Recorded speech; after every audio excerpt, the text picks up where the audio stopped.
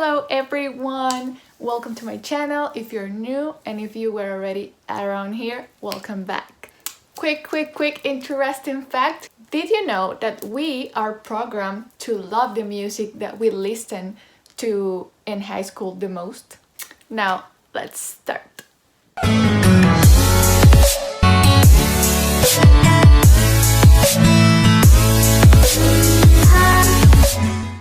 Alright, so today we're gonna talk about psychological and emotional trauma, how to overcome trauma, and how do we know if we were traumatized, and different signs of unhealed trauma. So first, we need to understand that psychological and emotional trauma can develop from stressful events that may make us feel like we lost our sense of security and that we are helpless. We can start having upsetting emotions, memories. We can also feel like disconnected from the world and feel as we don't trust people. There are not a specific things that have to happen for someone to say that they were traumatized. For every person may be different, but they most of the time include a threat to yourself, to safety. Anything that makes you feel overwhelmed can result in trauma. And it doesn't mean that it has to involve physical harm. It can be just emotional or psychological. And sometimes if we are the ones that are traumatized, it will be more difficult for us to realize that we had a traumatic event. There are 3 different ways in which we can develop emotional or psychological trauma, and the first one is one-time events, like for example an accident or an injury. The second one can be ongoing events, and this can be in 2 different parts. For example, an ongoing event that is like a threatening illness or stressful events all the time, or it can be an ongoing as something that is happening every day, like for example bullying or domestic violence or childhood neglect. And the third one is the one that is more common that we don't realize about it, like the sudden death of a loved one, the end of a meaningful relationship, or a very humiliating experience that you had in your job or in your school or something like that. These are some of the signs that we have unhealed trauma. And let me clarify, someone that had a traumatic event, it doesn't mean that they will have everything that it doesn't mean that they will have the 8 signs that I will mention. Sometimes there are more signs, sometimes there are less, sometimes there is just one. As you know, everyone copes with things in different ways. So this is not set in stone. It's not that everyone that had a traumatic event, let it be like an accident or an illness or whatever, they will not experience the same signs and they will not cope with them in the same way. The first one is low self-esteem. This you guys already know what it's about. You almost all the time feel bad about yourself and you feel that you are not enough. The second one is resisting positive change. This means that something good comes into your life and you feel that you don't deserve it. So you may decline an opportunity, or you may skip going to a date because you feel, you just feel that you are not worth of it, so you just skip it, or you just put a wall behind it. The third one is trouble asking for help. This happens when you find yourself having trouble communicating with your friends or with your parents or family about anything that you are not sure about it. Most people that have this sign of unhealed trauma, it's because maybe sometime they ask for help and someone humiliated them and made them feel like they were dumb because they didn't know, or that they were supposed to know the answer to that question. So that may be something that may have happened to that person, and that's why they have trouble communicating and asking for help when they need it. Number 4 and 5 are similar. Number 4 is fear of failure. And if you have a little bit of fear of failure, it is totally normal. Everyone has that. It's a normal thing in a human being. But if you have a strong fear of failure, it can be unhealthy for you because it may outweigh your motivation to do the stuff you want to do and to get done. This will be mostly summarized in one phrase: you are afraid of not being the best. The fifth one is fear for success. This is the fear that people have when they are afraid to lose something before they even achieved it. This whole fear of you opposing to success can of course bring you to failure. These two can overlap themselves. If you have fear of failure, of course you won't have success. And if you have a strong fear of success, you will fail. The fear can sabotage your chances of taking the opportunity for success.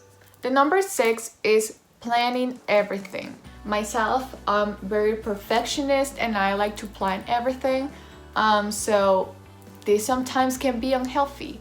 If you over plan, it can be really unhealthy. It means that you want to have everything in control and that you're afraid if something goes out of control, you will fail or you won't have success. This may happen because sometimes maybe you were vulnerable with something, and that's why you now micromanage every step in your life. That of course can be healthy because it doesn't leave space for being spontaneous. It doesn't leave space for new things, for new experiences, meeting new people, because everything has to be in control. So over planning and over controlling your life is not good. Number 7 is not being able to concentrate well. This is just the result of unhealed trauma.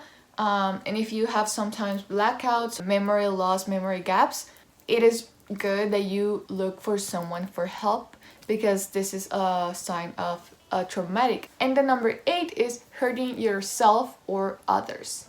Sometimes you may isolate yourself or have a discussion with your loved ones, with your parents, or in a relationship, and that's just because you were too emotional at that time.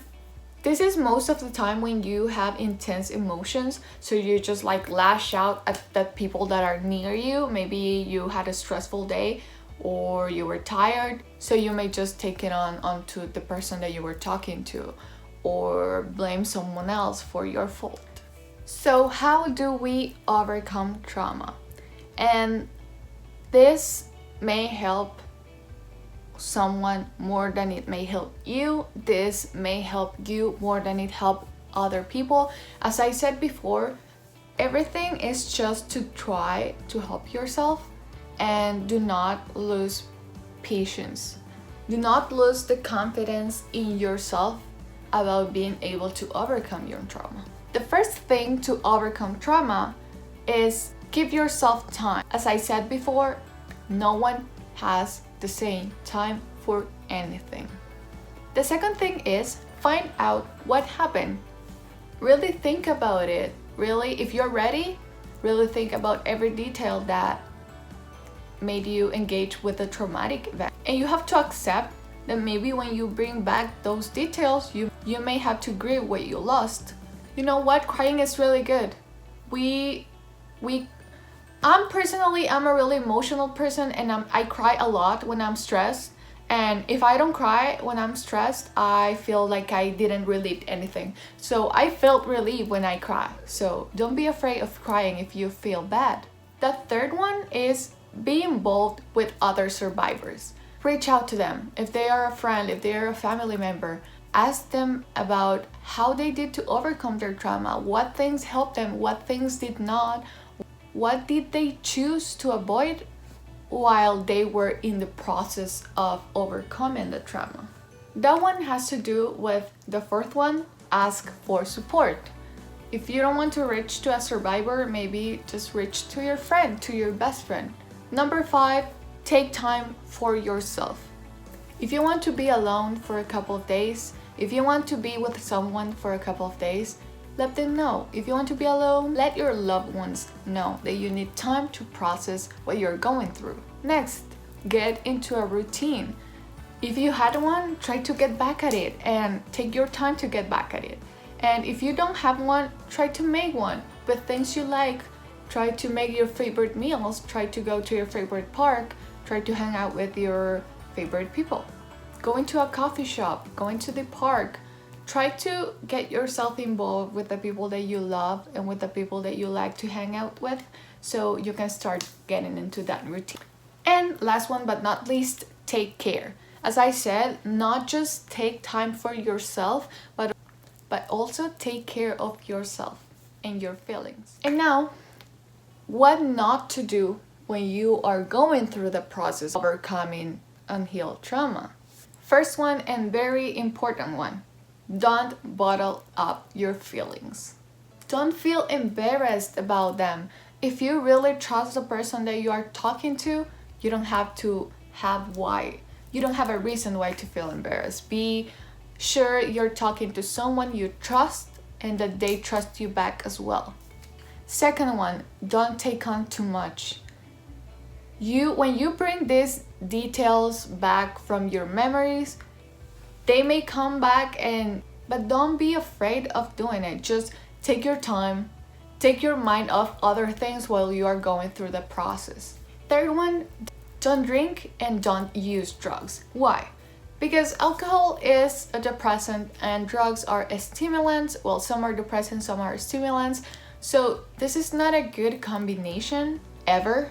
But in this case, when you're feeling bad, these types of substances will just bring more what you're feeling. So if you're feeling sad and you are trying to remember your memories to get past your traumatic event, these substances will just make you feel way more sad or way more angry or way more grieving.